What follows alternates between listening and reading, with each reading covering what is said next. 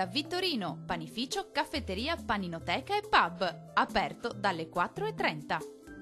Sole e caldo sull'Italia grazie all'alta pressione Caronte che è tornata prepotentemente alla conquista del nostro paese. Qualche disturbo solamente sull'arco alpino. Sul Veneto sole prevalente, cielo poco nuvoloso e caldo in aumento, possibili isolati temporali sul bellunese di confine. Temperature massime fino a 37-38 gradi sul Padovano e sul Rodigino, 36 gradi sul Veronese, minime tra i 19 e i 22 gradi circa. Che tempo farà invece sul Friuli Venezia Giulia? Anche qui sole prevalente e caldo moderato, possibili isolati temporali sui rilievi dell'Udinese.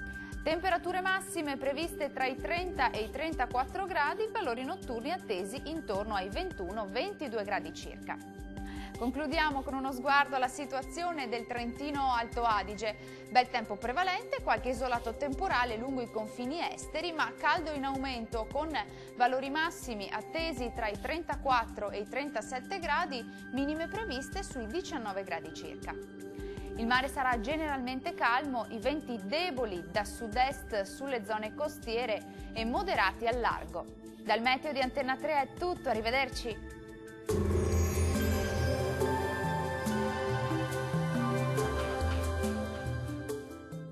Da Vittorino, panificio, caffetteria, paninoteca e pub, aperto dalle 4:30.